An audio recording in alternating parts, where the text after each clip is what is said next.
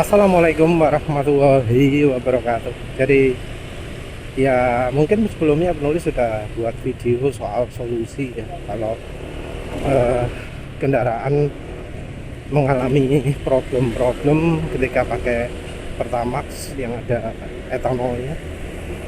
Kayaknya juga untuk tahun depan bakal ada juga ya, eh, bukan ada sih, kayaknya mau semua bensin yang dijual di Indonesia harus ada etanolnya. Entah mengapa kok memaksakan seperti itu. Katanya adalah untuk kemandirian energi, tapi ya produksi etanol dalam negeri kita belum bisa mencukupi untuk kebutuhan bahan bakar di dalam negeri. Jadi misalnya dipaksakan etanol ya harusnya cuma sebagian saja. Dan jelas bahwa Pertamax Green 95 itu nggak laku gitu. Setahu penulis, orang itu benci dengan Pertamax Green 95. Mungkin karena posisi harganya terlalu nggak menarik ya. Kalau yang pingin bagus mending Pertamax Turbo. Kalau yang pingin ngirit ya mending Pertalite atau ya Pertamax lah. Untuk apa pakai Pertamax Green 95? Jadi walau di sini disediakan Pertamax Green 95, kayaknya jarang yang pakai ya. Jadi kalau mau beli Pertamax Green 95 di pom bensin sebelah kanan ini jualan ya, karena dia cucu. Yombo lah ya apa caranya, tapi yang jelas jangan sampai dipaksakan semua. Karena misalnya kalau Pertamax ya kurang pasokan bahan bakarnya, pasokan etanolnya, akhirnya nggak kemandirian energi, tapi ya impor lagi. Nah, balik lagi lah ya ke bensin beretanol. Kalau sudah pakai bensin beretanol terus kita ngapain gitu ya, pertanyaannya kan seperti itu ya. Kalau yang perlu diperhatikan itu adalah apakah ketika pakai bensin beretanol itu tenaga kendaraan berkurang atau nambah.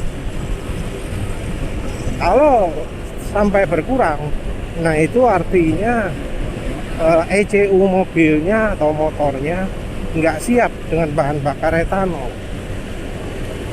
nggak mampu untuk beradaptasi dengan bahan bakar etanol. Nah kalau sudah seperti itu, maka ya kita harus perhatikan, kalau tenaga kurang makin boros, apakah diiringi dengan mesin panas, apakah diiringi dengan ngelitik, apakah diiringi dengan ciri-ciri terjadi pre-ignition. Karena panas tentu ada limitnya ya, enggak semua itu terus moro-moro mesin sudah didesain untuk ini bisa tahan 10% etanol. Tapi kalau mesin panas kemudian menghasilkan ngelitik, menghasilkan tanda damper pre-ignition sampai bunyi deh keras tak-taknya. Nah itu kita justru harus hati-hati, karena yang namanya kebutuhan oktan itu bisa naik atau turun tergantung dari kondisi mesin. Mesin makin panas, kebutuhan oktan makin tinggi. Mungkin normalnya kendaraannya butuhnya oktannya 92, dikasih Pertamax dengan oktan 92 sudah pas. Tapi ketika mesin panas, apalagi kemudian ditambah dengan ya pembentukan kerak yang lebih banyak, maka yang terjadi adalah kebutuhan oktan dari mesin naik. Oktan 92 yang asalnya cukup jadi nggak cukup. Apalagi ini kaitannya dengan AFR ya. AFR kalau terlalu kering itu juga bahaya. Tapi ya sebenarnya kita sudah bisa amati AFR yang nggak pas ini dari suhu mesin. Kalau suhu mesinnya terlalu panas luar biasa, maka jelas bahwa mesinnya nggak siap. Nah, untuk mengatasi hal itu ya, kalau mesin panas, solusi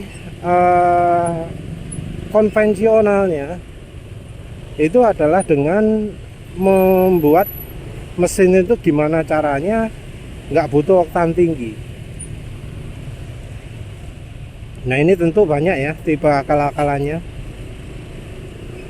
Kalau tipe yang propernya itu ya gimana caranya kompresi ruang bakar itu turun. Bisa dengan ganti setang piston, bisa dengan ganti ukuran piston, permukaan pistonnya. Jadi bagian profil pistonnya jangan dibuat dome misalnya, dibuat cekung misalnya. Terus bisa juga dengan nambahi seal pada head silindernya. Yang lain-lain bisa dari model ECU juga ya. ECU nya racing misalnya, atau dikasih piggyback. Gimana caranya AFR jadi lebih kaya?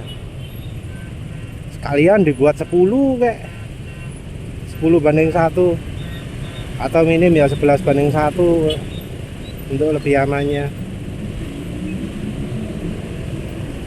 Terus dari pendekatan lain ya, misalnya udaranya yang dicekek knalpot pakai yang lubang lebih kecil, tapi biasanya kalau knalpot standar lubangnya udah kecil.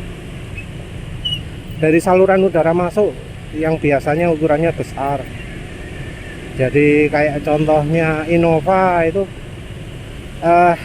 ukuran lubang terkecil di saluran udara masuk adalah 5,5 cm. Padahal knalpotnya juga nggak sebesar itu. Knalpotnya mungkin cuma ukuran 3 cm.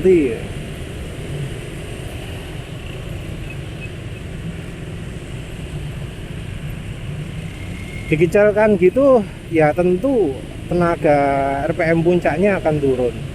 Tapi di sisi lain tenaga RPM rendahnya akan naik sangat besar ya. Jadi bisa sangat mantap tarikan di RPM rendahnya. Cocok untuk nyentak-nyentakan gitu ya. Tapi ya nggak cocok untuk kebut-kebutan di tol. Tapi mbok maneh di tol itu lari berapa? Kalau larinya cuma 100, dari 100 sampai 140 kan ya nggak butuh RPM tinggi itu.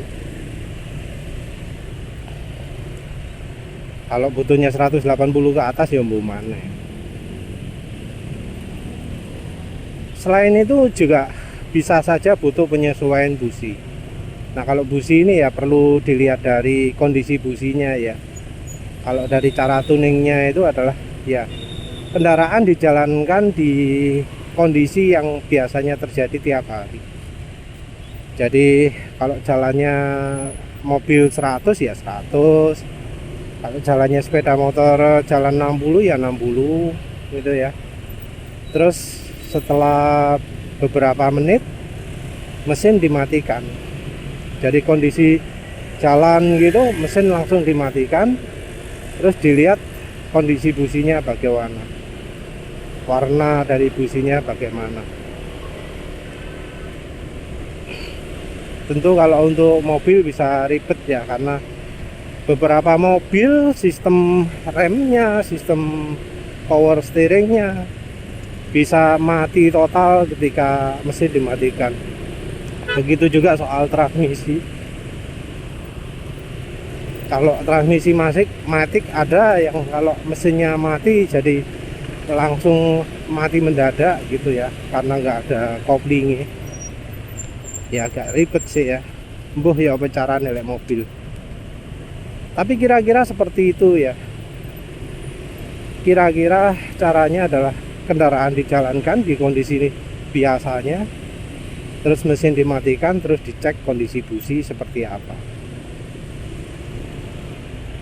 Kalau memang warnanya hitam ya berarti kurang panas businya. Tapi kalau pakai bensin yang dengan etanol ya biasanya kondisinya jadi kering, busi jadi putih. Kalau sampai ada bintik-bintik ya baiknya pakai busi yang lebih dingin. Tentu pemilihan busi ini kita harus sudah melakukan upaya-upaya yang lain dulu ya. Gimana caranya kompresi turun, gimana caranya udara itu lebih berkurang gitu ya. Yang perlu kita perhatikan juga tentu ya efek samping yang lain dari bensin beretanol, yaitu soal penyerapan kandungan air. Sebenarnya bensin yang tanpa etanolnya pun bisa ya mengundang air. Air dari mana? Air dari hasil penguapan. Jadi orang itu sering dianjurkan untuk tidak sering kosong tangkinya, karena tangki yang kosong itu menyebabkan banyak ruang, sehingga menyebabkan penguapan dari bahan bakar ini kemudian nempel ke atas, yang salah satunya juga ada air.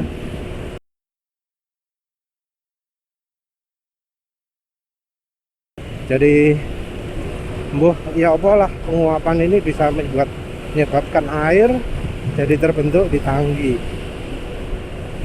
Tapi biasanya dari bahan bakarnya sudah ada aditip, sehingga air kalau jumlahnya sedikit bisa katut ya. Tentu ini kita berasumsi bahan bakarnya kualitas tinggi. Boleh kualitas bahan bakar Pertamina ya opong.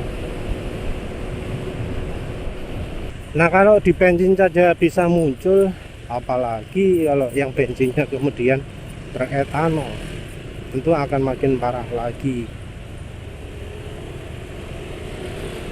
Nah, repotnya lagi bensin beretanol itu bisa terjadi pemisahan antara etanolnya dengan bensinnya, terutama kalau ada air di dalamnya. Padahal ya bensin tanpa etanol pun bisa muncul air ya dari penguapan itu, apalagi kemudian ini dari etanolnya. Nah, kalau sudah muncul air kemudian dikocok-kocok, yang terjadi kemudian adalah pemisahan dari etanol dan bensin. Jadi volume air akan meningkat sangat besar ya, karena ya misalnya bensin 6 liter, kalau itu 10% etanol, kan artinya jadi muncul 600 ml air kalau etanolnya ini terpisah. Ya bukan air sih, tapi dari etanolnya itu. Tapi kan etanol kalau sudah terpisah sifatnya jadi lebih ekstrim. Nah, kemudian ya jadi karatan lah ya tangki. Jadi jangan heran kalau ya sekarang ini banyak kasus tangki itu karatan. Tangki itu jadi wes warah banget lah. Bisa dilihat di banyak grup sih, nggak cuma Honda, bahkan NMAX pun ada ya.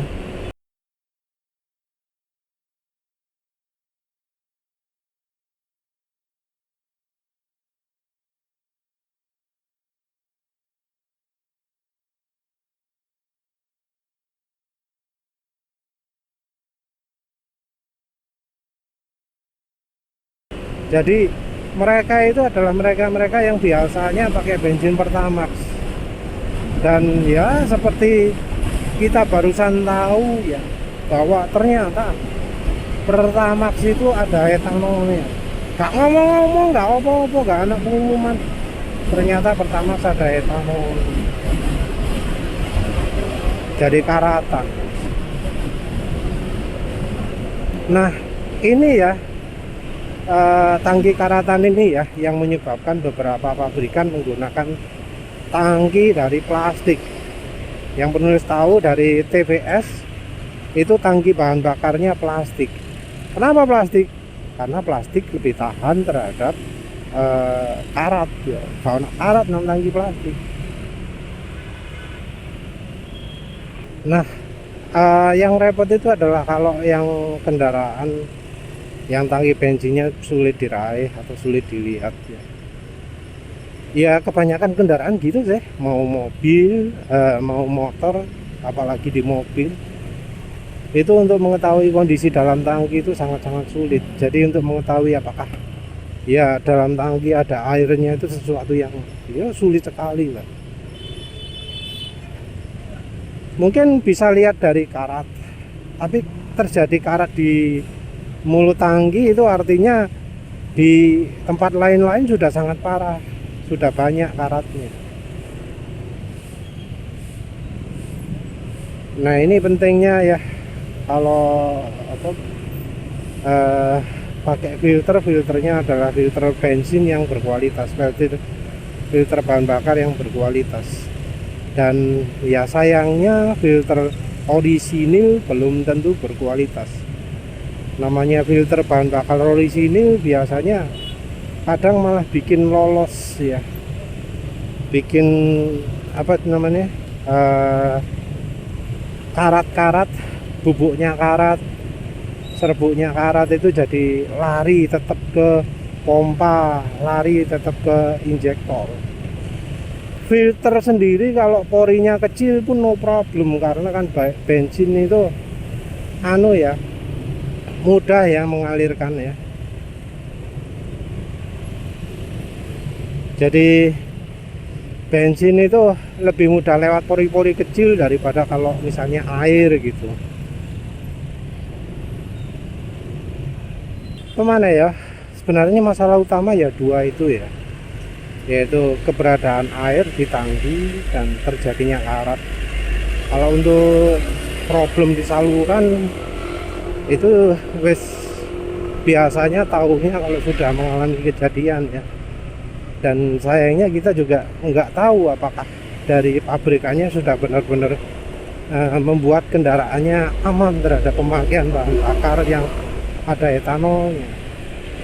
Jadi kayaknya harus nunggu mungkin 1 tahun gitu ya, setelah semua orang pakai bensin beretanol baru tahu oh ternyata bermasalah.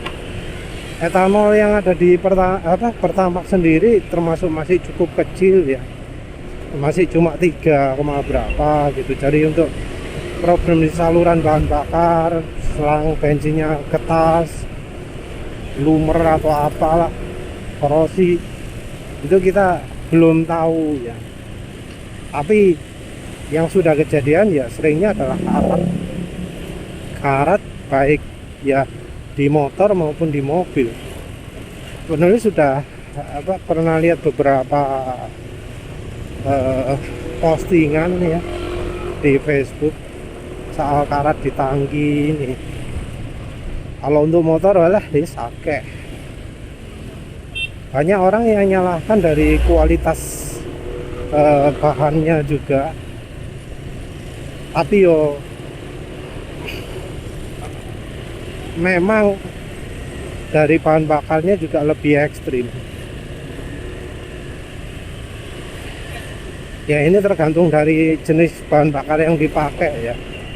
Kalau dari munculnya kasus Pertamax ini ya kita harus cari dari mereka-mereka yang pakai Pertamax.